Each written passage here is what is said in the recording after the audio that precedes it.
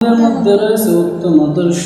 আল্লাহ পাক রব্বুল আলামিন কোরআনের মধ্যে বলেন, লাকাদ কানা লাকুম ফি রাসূলিল্লাহি উসওয়াতুন হাসানাহ।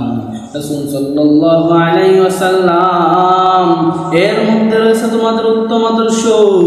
রাসূলের চাইতে আর উত্তম আদর্শ কারোর মধ্যে নাই। যদি তোমরা রাসূলের অনুসরণ করতে পারো, রাসূল যেভাবে সাহাবীদেরকে চালাইছে সেভাবে যদি তোমরা চলতে পারো, তাহলে তোমাদের দুনিয়াও কামিয়াব, আখিরাতও কামিয়াব। তোমরা কিভাবে খানা খাইবা, রাসূল খানা খাইয়া দেখাইয়া দিছে। তোমরা কিভাবে ঘুমাইবা, রাসূল ঘুমাইয়া দেখাইয়া দিছে। তোমরা কিভাবে ঘুম থেকে উঠবা, রাসূল ঘুম থেকে উঠে দেখাইয়া দিছে। তোমরা কিভাবে ইস্তেনজা যাইবা, রাসূল যাইয়া দেখাইয়া দিছে।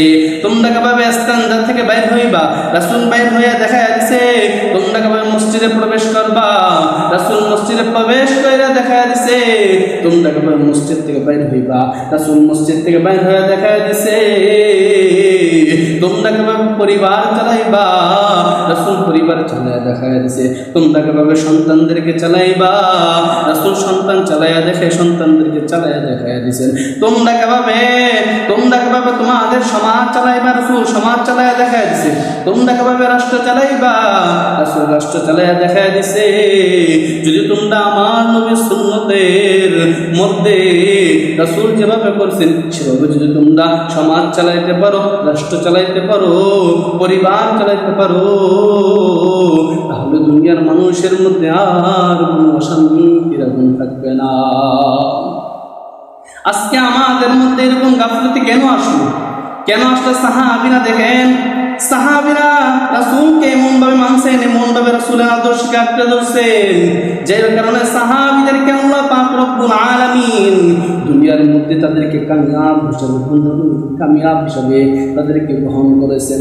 সাহাবীরা এমন ভাবে রাসূলকে অনুসরণ করেছে, যার কারণে আল্লাহ পাক রব্বুল আলামিন আশারা মুবাশশারা 10 জন সাহাবীকে আল্লাহ তাআলা দুনিয়ার মধ্যে জান্নাতের সার্টিফিকেট দিয়েছে।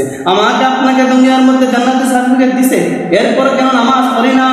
এরে আপনার কি চিন্তা নাই? একদিন তো আপনাকে এই দুনিয়া ছেড়ে চলে যাইতে হবে। ওই কানুনের দিকে তাকায় দেখেন, ফেরাউনের দিকে তাকায় দেখেন, দুনিয়ার মধ্যে কত অহংকারী করছে, কত তাকাব্বুরি করছে, কত কত নবীদের সাথে বিয়াদবি করেছে। আল্লাহ তাআলা তাদেরকে দুনিয়ার মধ্যে তাদেরকে দুনিয়ার শাস্তি দেখায়া দিছে, আর উম্মতকে বোঝায় দিল, উম্মত দেখো যারা আমার নবীদের সাথে বিয়াদবি করছে, যারা আমার নবীর সুন্নতকে অনুসরণ করে নাই, আমার নবীকে অনুসরণ করে নাই, আমার হুকুম মানে নাই, আমার নবীর সুন্নতকে অনুসরণ করে নাই, দুনিয়ার মধ্যেই আমি আল্লাহ তাদেরকে পতন করেছি, দুনিয়ার মধ্যে আল্লাহ তাদেরকে ধ্বংস করেছেন। আমি আপনাদের জান্নাতের সার্টিফিকেট পাই নাই, এরপর কেন আমি নামাজ পড়ি না? ও ভাই, আপনার পা দুটা হারায় না, পারো দুটা বাড়াইয়া দেন। আমি পা দুটো প্রতি কেন আপনি নামাজ পড়েন না? কেন আপনি নামাজ পড়েন না বলেন? আপনার পায়ে যদি দত্ত হয়, আপনার পা ধরে আমি আপনাকে বোঝাবো, আপনি আসেন নামাজ পড়েন। কেন নামাজ পড়েন না? রাসূলের সুন্নতকে অনুসরণ করেন না। কেন এত দলাদলি হচ্ছে আজকে আমাদের মধ্যে? আজকে আমাদের মধ্যে এই দলাদলি হওয়ার কারণে আজকে মুসলমানরা বিবাদ হয়ে যাচ্ছে। আমরা মুসলমানরা আজকে বিভক্ত কিসের জন্য? আমার দলাদলি করার জন্য। এই জন্য ভাই, তুমি কে আমি চিনি না, তুমি সুন্নি সেটা আমার দেখার বিষয় নয়, তুমি ওয়াহাবি এটা আমার দেখার বিষয় নয়, কে জামাত করে, কে শিবির করে, কে কি করে, কে কোন দলে অনুসরণ করে সেটা আমার দেখার বিষয় নয়।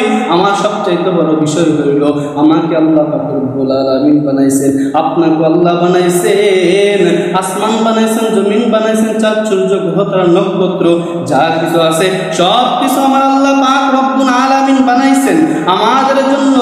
আর আমাদের কাজ হলো আল্লাহর হুকুম রাসূলের সুন্নাত তরিকায় চলে নেক আমল নিয়ে কবরে যাওয়া। এই জন্যই তো সাহাবীদেরকে আল্লাহ পাক রব্বুল আলামিন আশারা মুবাশশির 10 জন সাহাবীকে আল্লাহ দুনিয়ার মধ্যে জান্নাতের সার্টিফিকেট দিয়েছে। আমাকে আপনাকে দুনিয়ার মধ্যে জান্নাতের সার্টিফিকেট দিয়েছে না। এখন আমাকে আপনার কর্তব্য হলো এই দুনিয়ার মধ্যে যতদিন আল্লাহ আমাকে বাঁচিয়ে রাখবেন ততদিন পর্যন্ত আল্লাহর হুকুম রাসূলের সুন্নাত তরিকায় রাসূলের সুন্নাত অনুসরণ করে চলা, রাসূলের সুন্নাতকে অনুসরণ করে চলা। কেমন দামি নবী আল্লাহ আমাদের নবীকে বানাইছেন, যে নবীর সেই নবীর জমানার মধ্যে সৃষ্টি হইবার জন্য অনেক নবীরা দোয়া সহ করেছে, আমাদের নবীর উম্মত হওয়ার জন্য অনেকে দোয়াও করছেন, কিন্তু আল্লাহ কবুল করে নাই। আর আমাকে আপনাকে না চাওয়া সত্ত্বে এমন এক নবীর উম্মত বানাইছেন, তারপরে সেই নবীর সুন্নতকে মানি না, তারপরে নবীর সুন্নতকে মানি না। মূসা নবীর জামানায় এক মহিলা মূসা নবীকে বলতেছে, ও আল্লাহর পয়গম্বর মূসা, আজ এই নবীর উম্মতরা নাকি কম হায়াত পাইবে, তারা নাকি এই কম হায়াতের মধ্যে তারা কি করবে? মূসা নবী ডাক দেয়া কয়, তারা এই কম হায়াতের মধ্যে তারা জমানার বড় বড় অলি হইবে, এই কম হায়াতের মধ্যে তারা বড় বড় বুজুর্গানা দিন হবে, এই কম হায়াতের মধ্যে তারা অট্টালিকা বাড়ি গাড়ি সন্তান স্ত্রী সব কিছু নিয়ে তারা চলাফেরা করবে। ওই মহিলা ডাক দেয়া কয়, এত দামি নবীর উম্মত হয়ে তারা এরকম গাফিল থাকবে?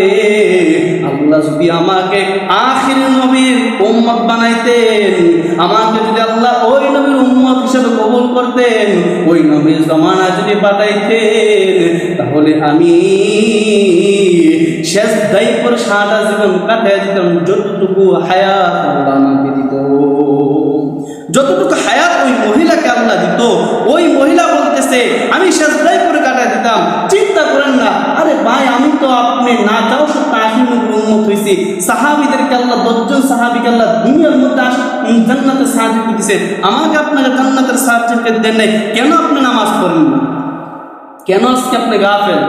এই জন্য আল্লাহ পাক রব্বুল আলামিন কোরআনের মধ্যে বলেন, কোরআনের মধ্যে বলেন, আল্লাযী খালাকাল মাউতা ওয়াল হায়াতা লিয়াবলুয়াকুম আইয়ুকুম আহসানু আমালা। আমি আল্লাহ পাক রব্বুল আলামিন তোমাদেরকে এই দুনিয়ার মধ্যে পাঠাইছি একমাত্র কে কত ভালো আমল নিয়ে আমার কাছে উপস্থিত হইতে পারে। আপনার যদি ভালো আমল হয়, তাহলে আপনার আমল অনুযায়ী আপনাকে কি দিবেন? আপনি যদি আমলই না করেন, নামাজই না পড়েন, রোজাই না রাখেন, যাকাতই না দেন, হজই না করেন, তাহলে বলেন আপনি কিভাবে আল্লাহর হুকুম মানলেন, কিভাবে রাসূল সুন্নাত অনুসরণ করলেন? বলেন না ভাই, বুজুর্গ বলেন না, এই দুনিয়ার কতদিন থাকবেন?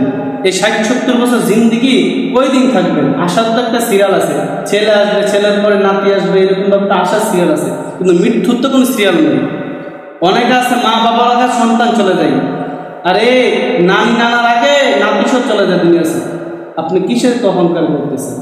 এই জন্য আল্লাহ তাআলা যতটুকু আল্লাহ আমাকে আপনাকে এই হায়াতের জিন্দিগি দিয়েছেন, ওই হায়াতের জিন্দিগির নিয়ামতকে কদর করেন, এবং এই দুনিয়ার মধ্যে যতদিন আল্লাহ আমাকে আপনাকে বাঁচায় রাখবেন, ততদিন পর্যন্ত আল্লাহর হুকুম রাসূলের সুন্নাত তরিকা মেনে যেন নেক আমল নিয়ে যেন যাইতে পারে, সেই তৌফিক আল্লাহ আমাকে দান করুন।